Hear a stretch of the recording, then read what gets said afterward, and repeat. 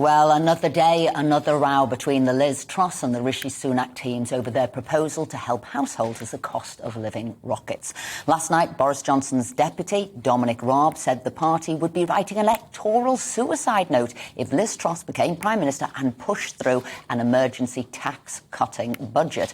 And Truss supporters seized on what they called a huge U-turn as Sunak pledged more emergency support for households. So let's talk now to our political editor, Darren McCaffrey, about what's going on. So cost of living, without doubt, the biggest issue to the public. And what we're seeing now is tensions, not just between the two leadership groups on how they deal with it, but also growing tensions within the groups, trying to, particularly in Liz's case, nudge her along to say, what are you going to do to support the most vulnerable, coming from Sajid Javid, in her case, if you're to believe what you're reading in the papers. Yeah, indeed. And it's really interesting, this, isn't it, that, this campaign started 4 weeks ago, essentially, with this big divide between Liz Truss, who wanted to cut taxes and bring down the kind of cost of living crisis in some ways through that and get money in people's pockets, as she put it, versus Rishi Sunak, who says, well, actually, yes, I want to see tax cuts, but not much until much later on, until we get inflation under control. And yet, in the space of 4 weeks, Esther, we've already seen the argument move on to, well, that's all kind of a good debate, but actually, frankly, what are you going to do, not like in a couple of weeks' time or a couple of months' time, what are you going to do immediately when you become leader about this cost of living crisis, particularly about energy? We heard today from the Cornwall Group, a consultancy firm, who now say that bills could hit, for a typical average household in Britain, £4,266 a year by January. But that is way up more expected. That's a rise of £650 on what they were estimating only last week. Yeah. So it's all galloping along at a pace as well, isn't it? People are realising now it wasn't what we thought the increase would be. It's going to be even more. People are getting more aware of it. So do you think that sense of urgency is reflected within government? Well, clearly not, in the sense that Downing Street came out yesterday and said, well, it's not up to us now to make these big decisions. Frankly, obviously, Boris Johnson is leaving in 4 weeks' time.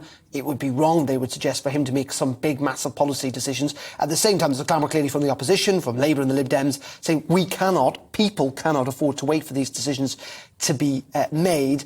And there is this growing sense of urgency, concerns about potentially what Norway might do. And we get a hell of a lot of gas from Norway this winter, whether they could limit supplies and where that would leave us. I mean, Kit Malthouse was talking last night about telling hospitals to make sure they've got enough fuel to potentially fill up generators to go. In a way, though, the fact that you have got two people competing to be the next Prime Minister, if ever you could apply more pressure than ever before, it is now. So in a way, whilst you say, well, Boris Johnson isn't going to be doing anything, you've got the ear.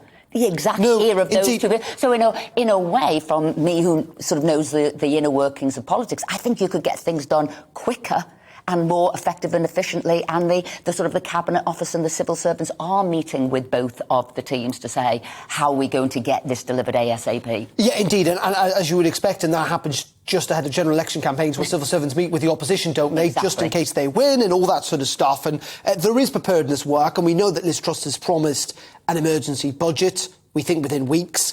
I'm sure Rishi Sunak would probably go down the same route. I think what's really fascinating, though, is the speed with which it is moving and that sense of urgency, even within both camps. As I say, we started out 4 weeks ago talking about kind of big economic questions about taxation and inflation. Now we're seeing a recognition from both camps that, frankly, there are going to have to be more handouts. Let's be honest about this. Well, hang on, Liz doesn't like that word. She's not wanting to do handout. Well, this is the interesting thing, isn't it? I mean, in the end, she is. Because in the end, if this consultancy group is right, and if we're going to see energy bills go over £4,000 per annum from the start of next year, the government is any government is going to have to do more. Even a Liv Truss. And everybody will scream U-turns when everybody's saying, please do a U-turn. But obviously, and we will be speaking to IDS and we'll say, what is it? Is it a handout? What will she be doing? So we're speaking to him in a second. Darren, as always, finger on the pulse. Thank you very much indeed for starting the show for us today.